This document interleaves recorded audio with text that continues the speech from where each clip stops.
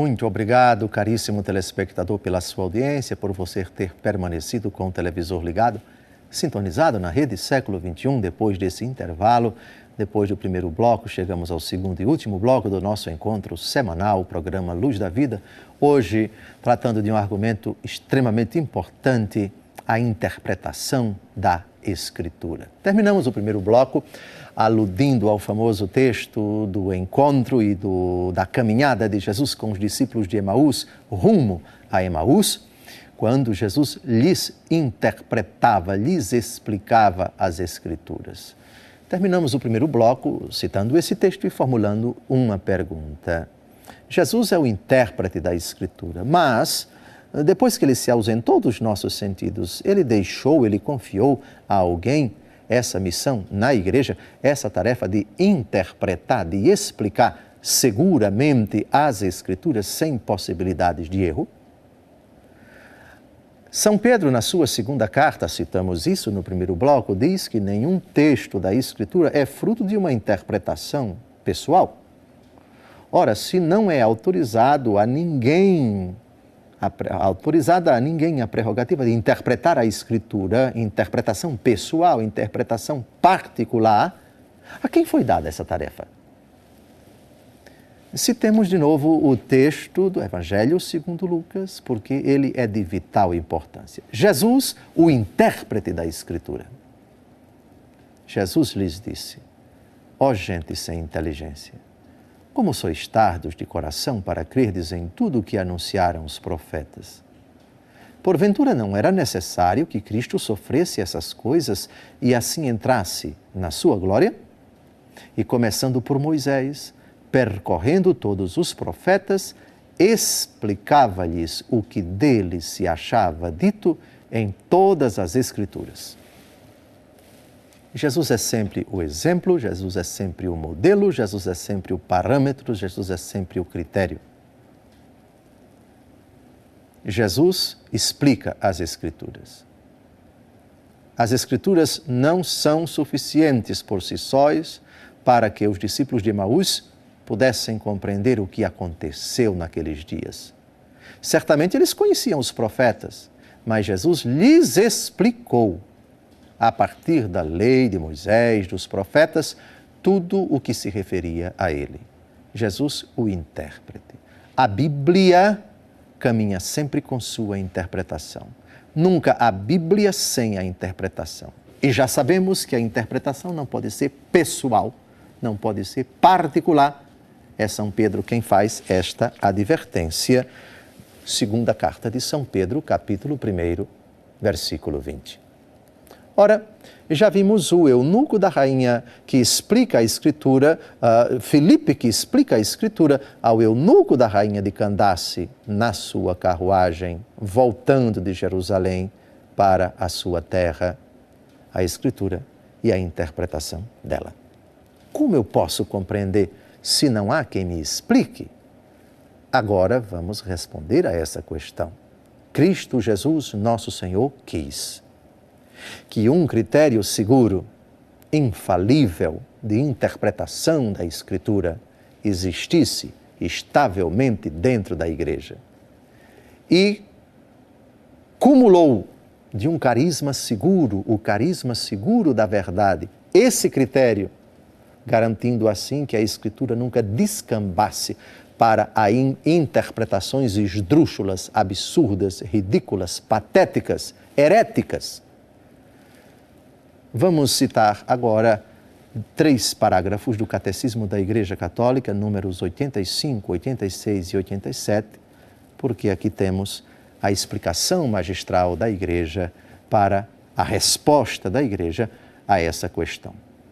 Como interpretar, qual o critério seguro de interpretação, o critério autêntico de interpretação da Escritura. Quem interpreta autenticamente a Escritura? A quem foi conferido o encargo de interpretar autenticamente a palavra de Deus escrita? Ao texto.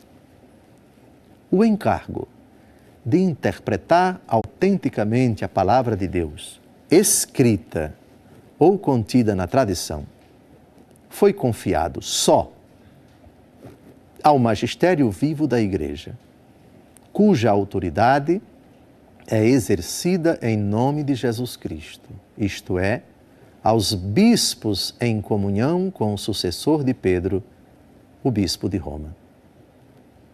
Todavia, este magistério não está acima da palavra, sim ao seu serviço, ensinando apenas o que foi transmitido, enquanto, por mandato divino e com a assistência do Espírito Santo, a ouve piamente, aguarda religiosamente e a expõe fielmente, aurindo deste depósito único da fé, tudo quanto propõe a fé como divinamente revelado.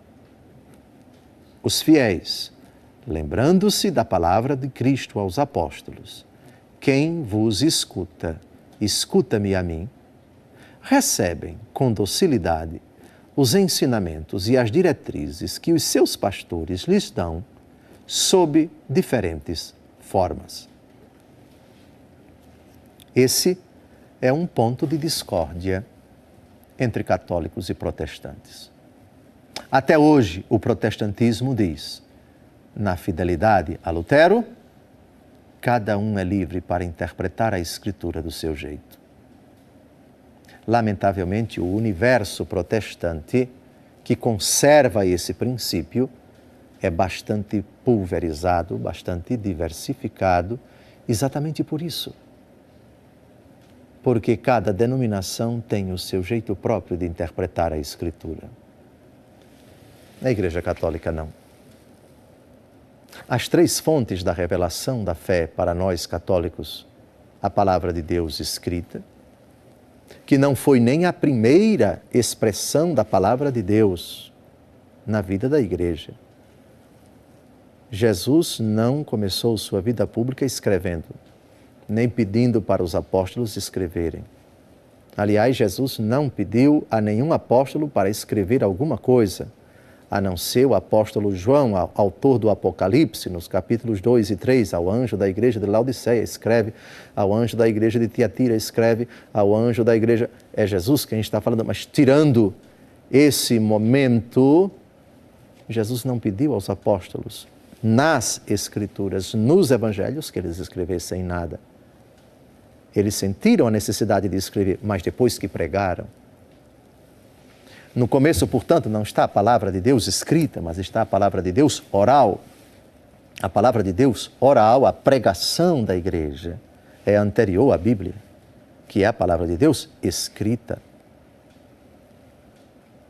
Mas o magistério da igreja, que está a serviço da palavra de Deus escrita, não está acima dela. E tradição é uma categoria, nós vimos ainda há pouco no Catecismo da Igreja Católica, é uma categoria que não se atém apenas ao que está escrito. A tradição viva da Igreja comporta a tradição escrita, a palavra de Deus escrita, e a tradição oral. A tradição oral que já começa antes de a Bíblia ter sido escrita, pelo menos o Novo Testamento. Bíblia e magistério.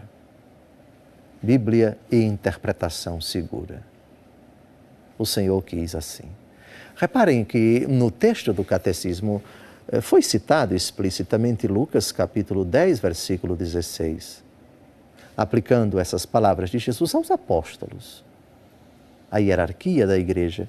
Quem vos ouve, a mim ouve. Quem vos rejeita, a mim rejeita.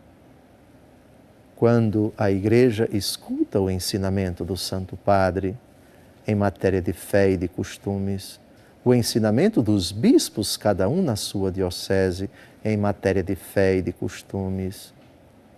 Quando os bispos todos estão reunidos numa manifestação solene da colegialidade episcopal com e sob o bispo de Roma, que é o sucessor de São Pedro, quando eles tratam de matéria de fé e de costumes, eles gozam dessa especial assistência do Espírito Santo, e são o critério seguro, porque têm o carisma seguro da verdade.